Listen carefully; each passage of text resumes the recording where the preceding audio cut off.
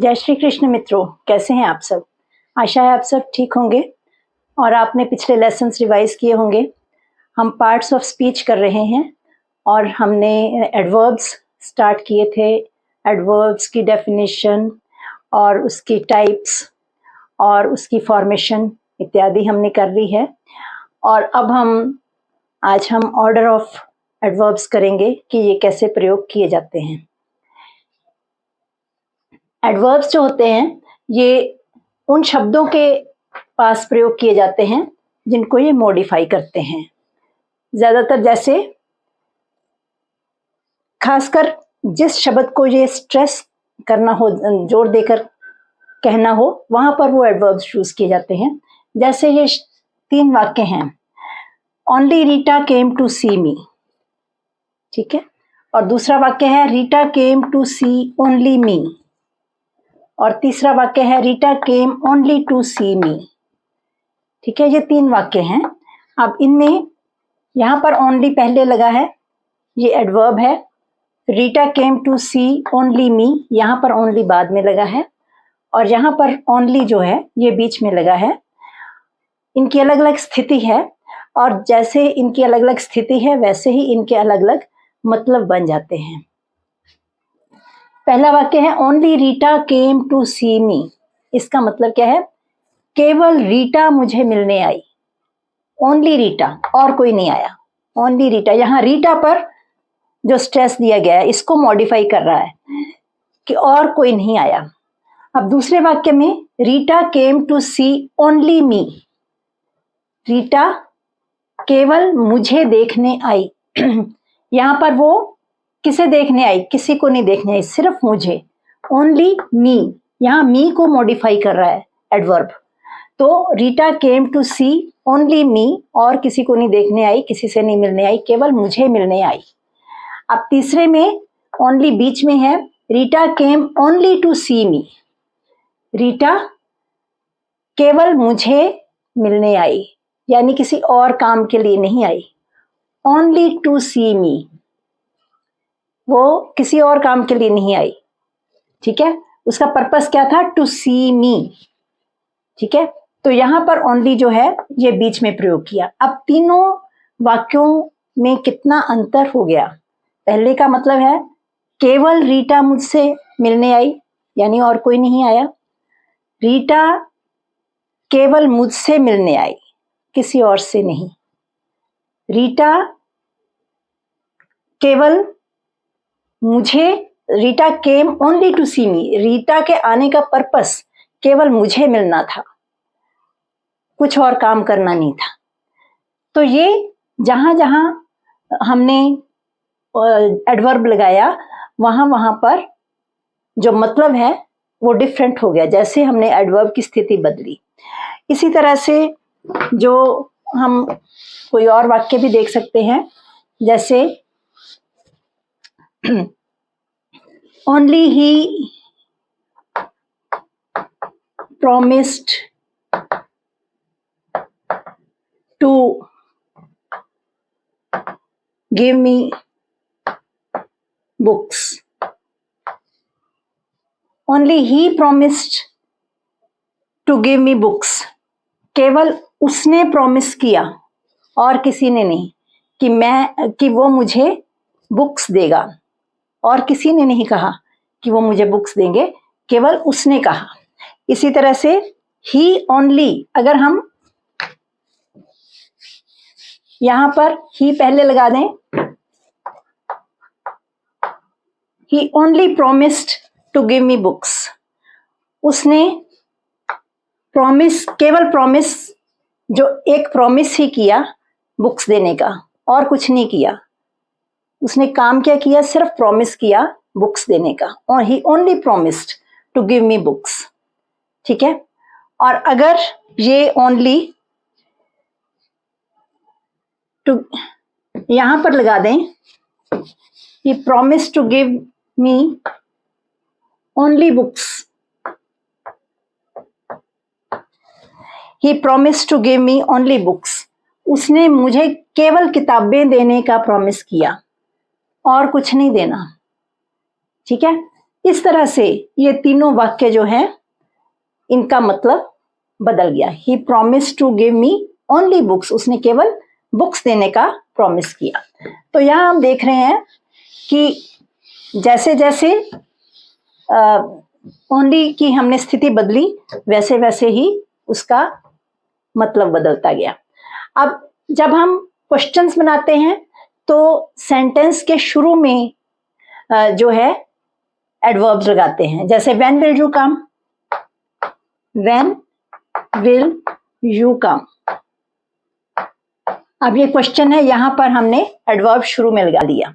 Why are you late, why are you late, यहां पर भी ये सेंटेंस के शुरू में लग गया। इसी तरह से how are you, how are you, यहां पर भी जो हाउ है ये एडवर्ब जो है ये स्टार्ट में हमने शुरू में लगा दिया। इसी तरह से कुछ और शब्द भी होते हैं। ये जो एडवर्ब्स हैं ये शुरू में भी लग सकता है, बीच में भी लग सकता है और अंत में भी लग सकता है। इसी तरह से अगर हम स्टार्ट में कहें surely he will help me, he will help me, निश्चित रूप से वो मेरी मदद करेगा। अब यहां पर श्योरली स्ट्रेस देकर कहा कि निश्चित रूप से वो मेरी मदद करेगा, तो इसका मतलब क्या हो गया कि ये पक्की बात है। इसी तरह से yes he is my friend, कोई डाउट क्रिएट करता है, शक करता है, तो हम कहते हैं यस, हाँ वो मेरा मित्र है। यहां पर यस जो है ये एडवर्ब की तरह यूज किया जो कि हमने सेंटेंस के पहले लगाया। इसी तरह से certainly, certainly he went there, he went there, वो निश्चित रूप से वो वहां गया, ये बात पक्की है। यहां पर सभी जगह पर हम एडवर्ब्स को पहले लगा रहे हैं और इनकी जो फॉर्मेशन है ये किसी भी तरह हो सकती है। जब पहले लगाते हैं तो इसका मतलब हम अपनी बात पर स्ट्रेस दे रहे हैं, ठीक है। निश्चित रूप से वह वहां गया, इसका मतलब क्या है कि और कोई नहीं गया, ही के साथ लगाया ना, ठीक है। यहां पर भी ही के साथ लगाया, yes he is my friend, वही मेरा मित्र है और कोई नहीं है, ठीक है। Surely he will help me, यहां पर ही को मॉडिफाई कर रहा है, इसका मतलब वो मेरी मदद करेगा और शायद कोई भी ना करे। तो जिसके साथ लगा रहे हैं उसको स्ट्रेस देकर जब हम एडवर्ब लगा रहे हैं तो इसका मतलब वो चीज बहुत महत्वपूर्ण है, उसको मॉडिफाई ये एडवर्ब कर रहा है, ठीक है। इसी तरह से हम आगे और भी लगाते हैं। हियर कम्स द, आप कहते हैं ना here come the visitors, here come the visitors, यहां आ गए यात्री, देखो ये यात्री यहां आ गए। अब हियर कम द विजिटर्स, इसका मतलब क्या है, यहां आ गए यात्री। तो यहां पर हियर जो है ये एडवर्ब हमने वर्ब से पहले यूज कर लिया, ठीक है। स्ट्रेस देकर कह रहे हैं कि यहां आए यात्री, ठीक है। इसी तरह से ऑफ शी गोज, वो गई यानी वो चली गई, ऑफ शी गोज चली गई। यहां पर ऑफ पहले लगा दिया कि स्ट्रेस करें कि शी गोज वहां जाती है, वो चली गई, ठीक है। इस तरह से जो है स्ट्रेस डालकर जब हम बात करते हैं तो एडवर्ब्स का को शुरू में हम यूज करते हैं। इसी तरह से हम बीच में भी यूज कर सकते हैं। He never tells A lie, never ये वर्ब से पहले आ गया, वर्ब को मॉडिफाई कर रहा है कि वो कभी भी झूठ नहीं बोलता। तो इसका मतलब है कि ये एक तरह से उसे सर्टिफिकेट दे रहे हैं कि वो कभी भी झूठ नहीं बोलता। तो ये टेल शब्द को मॉडिफाई कर रहा है कि और बातें कर लेता है परंतु झूठ नहीं बोलता। ठीक है, इसी तरह से Indians bravely faced the enemy. भारतीयों ने यानी भारतीय सेना ने कह सकते हैं, या भारतीयों ने बहादुरी से दुश्मन का सामना किया। ठीक है, इंडियन आर्मी भी कह सकते हैं। तो ब्रेवली ये शब्द जो है कैसे सामना किया, कॉवर्डली और ब्रेवली, छिप गए या बहादुरी से। फेस्ड ये यहाँ पर एज अ वर्ब यूज किया है, ब्रेवली इसको मॉडिफाई कर रहा है इस वर्ब को। तो बहुत बहादुरी से सामना किया, तो ये हमने वर्ब से पहले लगाया। इसी तरह ये भी हमने वर्ब से पहले लगाया था, नेवर टेल्स लाई, कभी भी झूठ नहीं बोलता। तो यहाँ भी हमने ये वर्ब से पहले लगाया। ठीक है, इसी तरह से और वाक्य होते हैं। हमें ये देखना है कि किस तरह से जो मतलब है वो बदल जाता है जब एडवर्ब की स्थिति बदलती है। इसी तरह से he has carefully done the work. He has carefully done the work. उसने बड़ी सावधानी से काम किया है। अब ये जो केयरफुली एडवर्ब है ये कहाँ आया, हैज और डन के बीच में। ठीक है, ये हेल्पिंग वर्ब और दूसरे प्रॉपर वर्ब के बीच में हमने लगाया। तो ये यहाँ पर स्ट्रेस देकर कह रहे हैं कि कैसे उसने काम किया, बहुत सावधानी से उसने काम किया। ठीक है, इसी तरह से he will never learn manners. उसे कभी भी मैनर्स नहीं आएंगे, यानी उसे कभी भी जो अच्छी तरह से वो मैनर्स नहीं सीखेगा। यहाँ भी जो नेवर शब्द है कहाँ पर यूज किया, विल और लर्न के बीच में। नेवर यानी ये पक्की बात है, इतना जो कि वो ऐसा लड़का है कि वो कभी भी मैनर्स यानी तमीज नहीं सीख सकता। He will never learn manners. तो ये बीच में लगाकर हमने इस चीज को स्ट्रेस किया कि वो कभी नहीं सीख सकता। ठीक है, इसी तरह से she is always in a Hari. Always वो हमेशा जल्दी में होती है। यहाँ पर इस जो शब्द है ये मेन वर्ब की तरफ यूज हो रहा है। शी इज ऑलवेज इन अ हरी, वो हमेशा जल्दी में होती है। तो क्या स्ट्रेस कर रहे हैं कि वो कभी भी आराम से नहीं जाती। यानी कई लोग होते हैं ना, टाइम से पूरे टाइम से निकलते हैं और फिर भागते हैं कि हम लेट हो जाएंगे। तो उस तरह से ये शब्द यूज, ये वाक्य यूज किए जाते हैं। इसी तरह से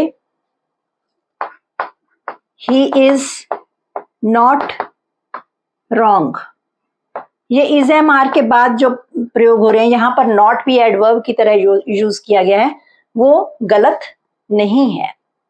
ठीक है, वो ठीक है। हम इस तरह से भी कह सकते हैं ही इज राइट, परंतु यहाँ पर स्ट्रेस देकर कहा है ही इज नॉट रॉन्ग। तो ये हम जो है उस पर जोर देकर कह रहे हैं। तो यहाँ पर नॉट एज एडवर्ब यूज किया गया है। इसी तरह से यू आर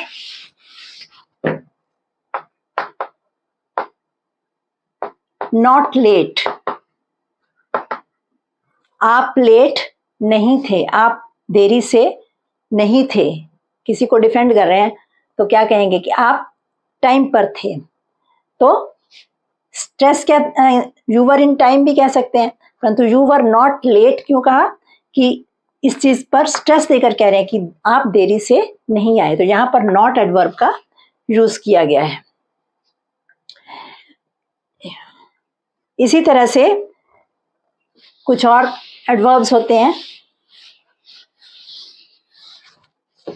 ही प्लेड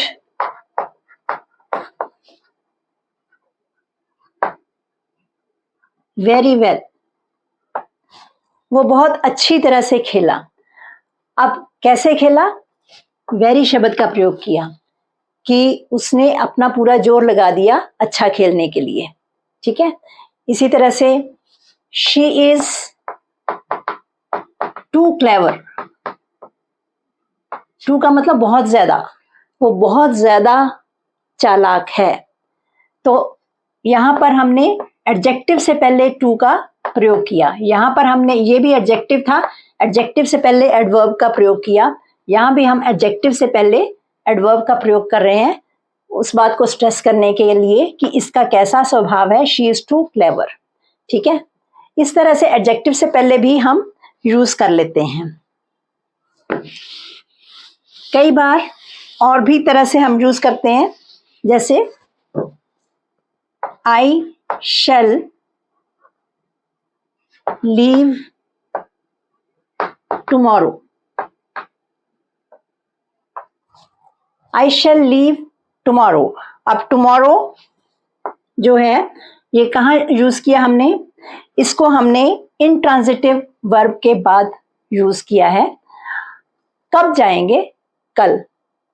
ठीक है, तो इस चीज को स्ट्रेस करने के लिए हमने वर्ब के बाद टुमारो शब्द का यूज किया है। ऐसे he is sitting idle now. अब वो खाली बैठा है, यानी अभी उसे कोई काम नहीं है।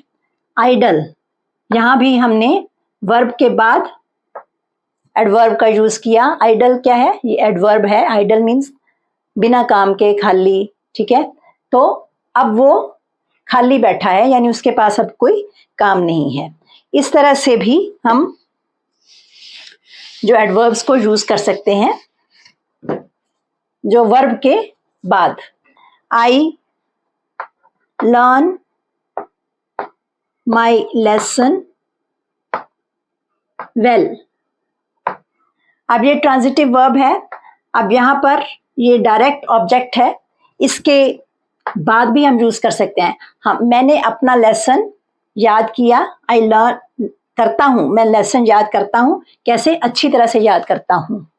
ठीक है, I learn my lesson well, तो ये ट्रांजिटिव वर्ब के ये डायरेक्ट ऑब्जेक्ट है। ठीक है, इसी तरह से शी स्पीक्स इंग्लिश फ्लुएंटली।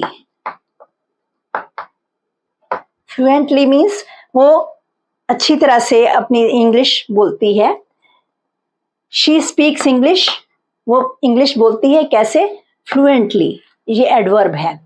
यहां पर हमने ऑब्जेक्ट के बाद फ्लुएंटली शब्द का यूज किया, एडवर्ब शब्द का यूज किया। इसी तरह से और वाक्य ले सकते हैं, जैसे निधि लर्न्स हर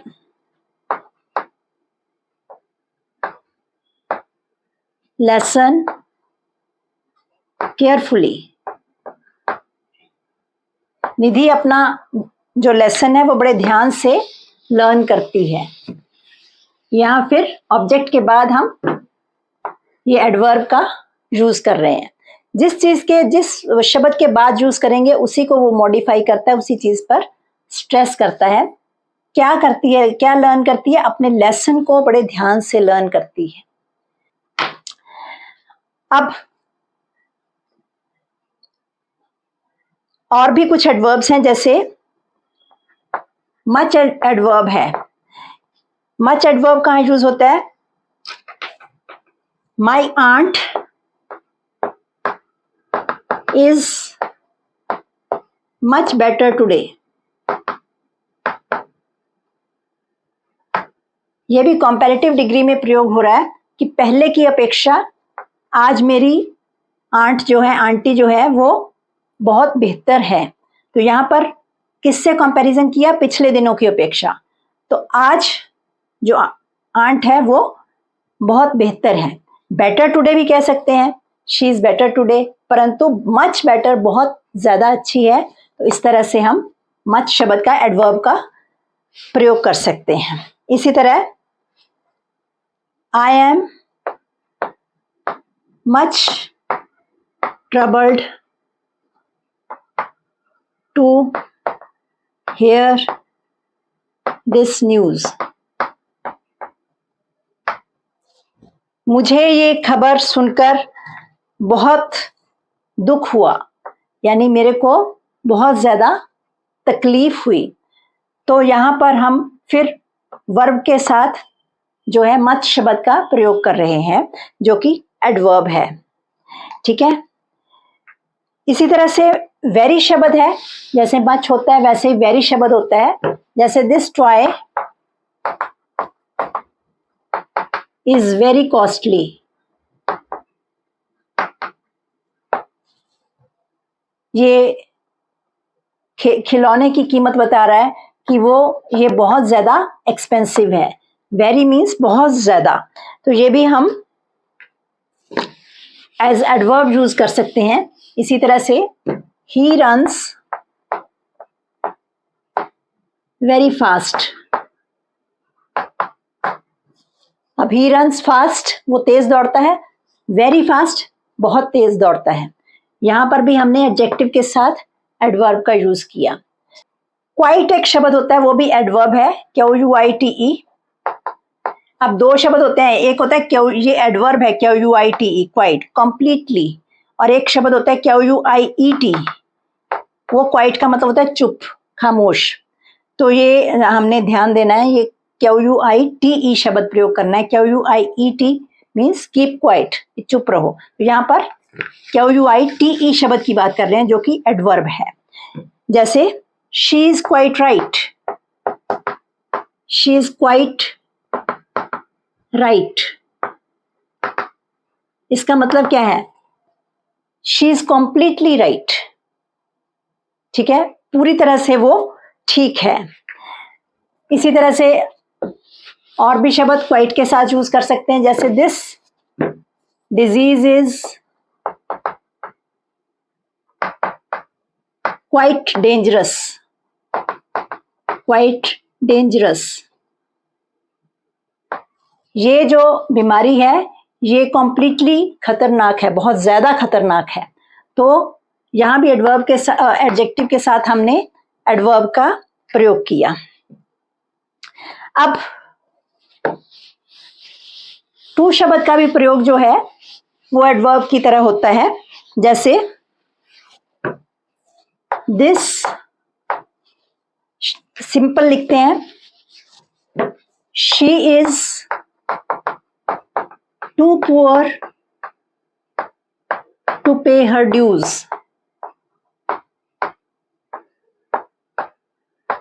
वो इतनी गरीब है कि वो अपने ड्यूज यानी उसके जो बिल्स बनते हैं वो नहीं दे सकती।